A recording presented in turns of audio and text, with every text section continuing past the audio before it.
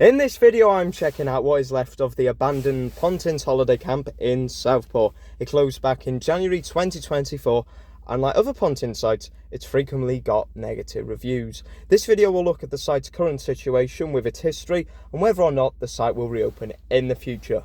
But before that, did you know that 99% of the people who will watch this video won't subscribe? So I'd really appreciate it if you could subscribe to the channel, leave a big thumbs up on the video, and if you've ever been to Pontin Southport, feel free to share a comment about your time, or if you haven't been there, feel free to share a comment about the video. Right then, let's crack on with it. Hello and welcome back to the channel where, as you can see, we're in a relatively windy Southport today, and as you can see right behind me we do have the former Pontin's holiday camp. What I'm going to do in this video is I'm going to take you for a tour around the site. We're going to look at the park's past, the present, and also take a dive into the future. What does the future hold for this site right behind me? As you can see, all of the chalets have been left as they were first created back in the 70s. It's been abandoned for nearly 2 years now, and we're going to take a look what is happening with the Pontin site here in Southport. Where I'm getting all of these shots from of the site, I'm currently on the Ainsdale Dune Nature Trail. As you can see, I've got all the sand dunes here. Very peaceful, quite like this. I've been to Southport. I came here about, it was 2018, so how many years ago was that? 7 years ago, but I didn't do it properly. I didn't come down here. Yeah, we're just out of the main part, the main town of Southport. We're in Ainsdale currently. I have just seen, you can probably see over there is a car going around the site. Guessing that is security. There is still security on the site. Obviously, I'm not going to go onto the site today. I don't want to break the rules because I don't want to get in trouble. Simple as that. But yeah, anything that I can get from around the site, I'm going to show you.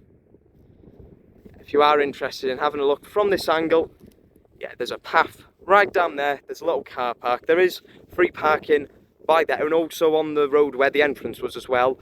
Out of peak season, we're in October, so yeah, it is free parking up until, I want to say, March, April time. But yeah, from October, it is free parking down there. Yeah, very nice indeed round here. So I'm going to make my way over up to that sand dune over there to try and get a better view of the site. But if you come up close, you can obviously see there is this, not large, but I'd say rather tall barbed wire fence. Obviously, even if you were to try and climb over, you're just going to get pricked by one of the nettles there. So yeah, I wouldn't recommend it at all, and obviously I'm quite a smaller person, so I think if I was to do it I'd end up breaking a bone or something. But yeah, as you can see, all the graffiti has probably come about, I'd say, in the last 2 years since it closed. It closed back in January 2024, so technically just last year, but we're nearly at the end of 2025 obviously, so obviously it's been nearly 2 years. It was open for 50 years. Back in 1970 the site opened. Yeah, the year before the Pontin site opened, and there is a video on the channel now. I'm going to make various mentions to it across the video. However, if you haven't seen it already, do go and check it out. Yeah, you do have a little view of the site here. Let's take a look at that. As you can see, all the chalets and some of the maintenance area as well. Yeah. Obviously, all the Pontin chalets are as they were back when they were built in the 60s and the 70s. Not much did change throughout its lifetime. And obviously, as you can see there, the paint's peeling off, windows are open. Some of the windows I've seen have been smashed as well. Yeah, the paintwork not looking the best on chalet number 34. Yeah, very similar style to the Pontin site. And yeah, not a lot has been done over the last 2 years, and I'd go as far to say not a lot over the last 50 years either. And just a bit further down, obviously every holiday park likes to have a big deck chair, and there was the one from Pontin's just lying there in the scrap heap with some Christmas ornaments, an old little buggy to get around the park, a kids playhouse, and a trolley from Morrison's. There you go, that's the site that the Pontin site in Southport has been left in. Yeah, not looking the best, but that's it. And remember, no access for unauthorised persons. New Pontins, born February 2011. Yeah, they had a whole campaign about making it the new Pontins back in 2011. And if you remember the BBC series Watchdog, oh, I nearly slipped then. Yeah, they did a report around that time, and yeah, it didn't look the best then. So yeah, I don't think there was much new. The chalets certainly weren't new at the time. And another look from the little path that I've just been walking down, and there's a load of tyres here. I'm guessing these were from the go-kart track that they used to have here. They did have a go-kart track on site, and I'm guessing it was either here or they've just abandoned them all right there. Yeah, as you can see, all overgrown, the grass hasn't been cut. Yeah, more chalets there, all looking the same. Lights are on. I think they've still got some of the CCTV cameras about, and I have just seen a car drive around the site. So yeah, it is still being patrolled. Yeah, it's certainly not being kept as it should be, because I don't like to see holiday camps like this. You know, I like to see them thriving with people, tourists, holidaymakers, enjoying their holidays. Yeah, it is a shame. Yeah, if it was to reopen, I'm going to talk a little bit about that a little bit later on in the video. Yeah, a lot of work needs to be done at the site. So I've made my way up now onto the biggest sand dune in the Ainsdale Park, and this is the view I wanted. Pontin, Southport. Yes, as you can see, it's all been left largely untouched since it closed in January 2024, and it's still the same shape that it was back when it opened in 1970. What I'm going to do now is we're going to talk a little bit about the past of Pontin, Southport, and a little bit about the future. What is in store for the future of this site? Oh, I'm out of breath now. Oh, I've just come up, and it's obviously a bit steep here. I've got a load of sand in my shoes now. Yeah, it's not for the faint-hearted, this. If you want to get this view, you've got to be prepared, because I don't think I was. But oh, it'd be a nice easy walk up the sand dune. Nope. And then over in the distance over there, you've got the main town of Southport with the pleasure land, the pier, and the bridge as well over there, as you can see. Now, as I have said in this video already, the site opened back in 1970, and it opened at a cost of just over £2 million. As you can see, it is still as it was back when it opened. It is in a circular shape, and nothing really changed throughout its time as a holiday camp. Now, if we're looking into the future of the site, if we go back to the start of 2023, there were talks of the Home Office taking over this site. Now, there has been a lot of debate in the last couple of months, the last few years even, about immigration into the country, illegal immigration, what the government are going to do to house those who have come across into the country. There was talks of them putting them into this site, however, that idea has now been squashed. That was over 2 years ago with a different government. I don't think that they're going to do it now. Obviously, the site is owned by Britannia, who own all the other Pontins and a few hotels around the country. There's the Metropolitan Blackpool and the Grand Hotel over in Llandudno. Yeah, they haven't decided to put anyone into these yet, but they have got 150 years left lease. Now, they can do whatever they want with the site, basically, with that lease. If they want to demolish it and just leave it as a grassland, they can, but I don't think they're going to be doing that. I do genuinely think that what they're going to do in the next couple of years is either redevelop the site, demolish everything, and then put a new style of accommodation on. Perhaps caravans. Obviously, caravans are a more cheaper option than, let's say, these chalets, because obviously they've been in disrepair for quite a few years now. Even when it was open as a holiday park, obviously it got terrible reviews, and I'm going to look into some of the TripAdvisor reviews a little bit later on in this video. But yeah, the site here, you can tell that it is in a prime location. Obviously, Southport is just open directly. I'll show you over there. But it is a little bit out of the way. Obviously, around me, there is absolutely nothing. It's a beautiful part of the world. I do like it here. However, I do think that that site has a lot of potential. Like the site in Prestatyn. Now, if you haven't seen the Prestatyn video yet, you can check it out on the channel, and I will leave a link in the description for you to check it out. In that video, I talk a little bit more about the general history of the Pontins as well. So if you'd like to know a little bit more about Fred Pontin's holiday empire, you can check it out on that video that was uploaded a few months ago here on the channel. But what I'm going to do now is I'm going to get down off this sand dune. I think the best way to get down is that way. If it was snowing, I'd like to get on a sledge and just slide down. I should have brought the sledge because it wouldn't work in the sand, but I didn't think, did I? So what I'm going to do is I can head down. I'm going to get back around the site. I'm going to take you to the front where the entrance is on the site so you can see that. And then what I'm going to do is I'm going to talk a little bit about the TripAdvisor reviews. We've got some funny TripAdvisor reviews, some nice TripAdvisor reviews as well. I'm going to check that out a little bit later on. I do apologise if you can hear the wind on this video. I did bring my microphone, but it died before I got here. So yeah, you can't use the microphone that I do plug into the phone, so you can hear me a little bit better. I do apologise for the sound quality if it isn't as good as some of the previous videos, but I'm going to do what I can for you. And I thought now, with the sand dunes behind me, it is a great view right there. And with the wind a little bit muted here as well, I thought we could read some of the TripAdvisor reviews.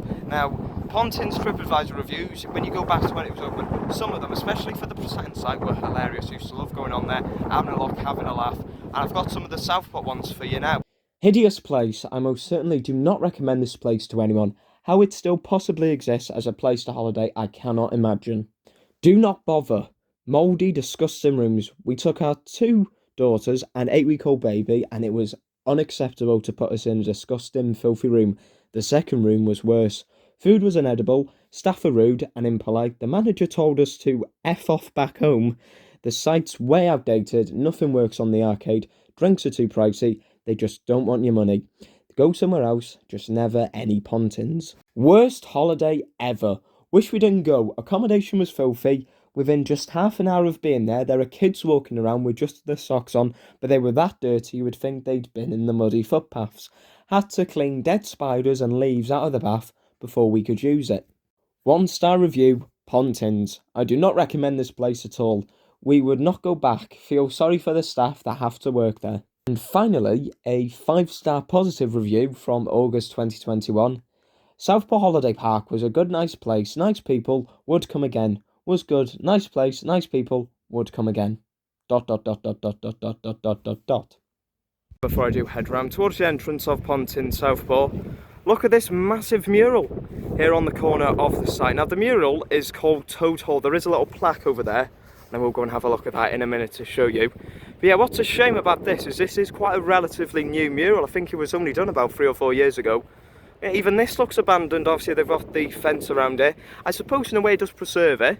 However, even then you can see the paint is starting to peel off, but still, that is very, very impressive. Yeah, I'm going to head over there and we're going to look at the plaques. It's got a bit about the artist. I believe he's called Paul Curtis. Yeah, you can just see his name up there. Yeah, we're going to talk a little bit about this and show you more about Toad Hall here on the corner of Pontins in Southport. And here is the plaque for the mural. Welcome to Toad Hall, Ainsdale Beach, Sefton. Yeah, I'll just hold the camera there, and if you want to pause it, you can do, and check out what it says there. Paul Curtis signed work on the mural, and with the finished masterpiece just there. Yeah, look at that. Fantastic stuff.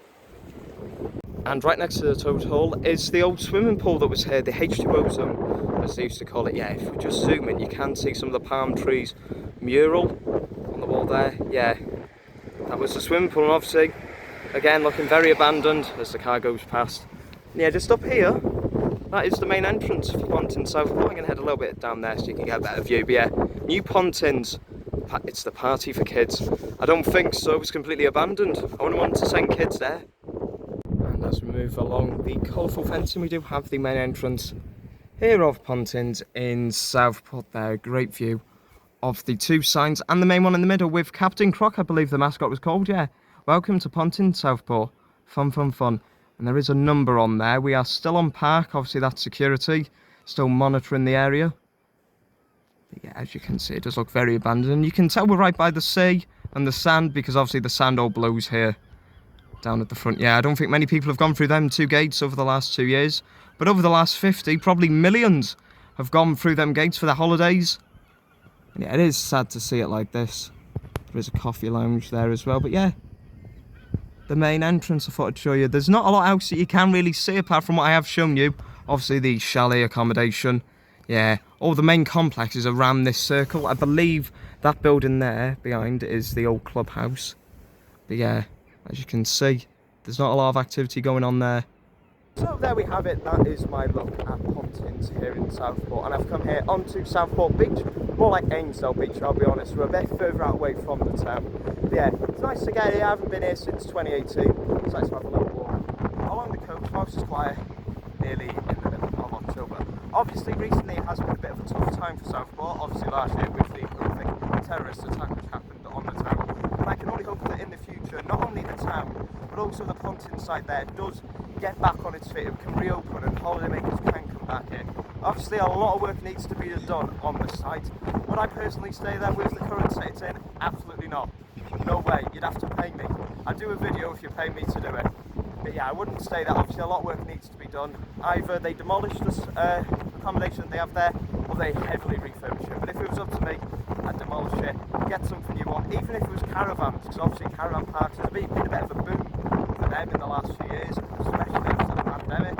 So yeah, I'd say put caravans on there, maybe keep the Pontins name. I'm not too sure if it's been tarnished enough in the last decade or so, because obviously it hasn't got a great reputation at the moment, Pontins.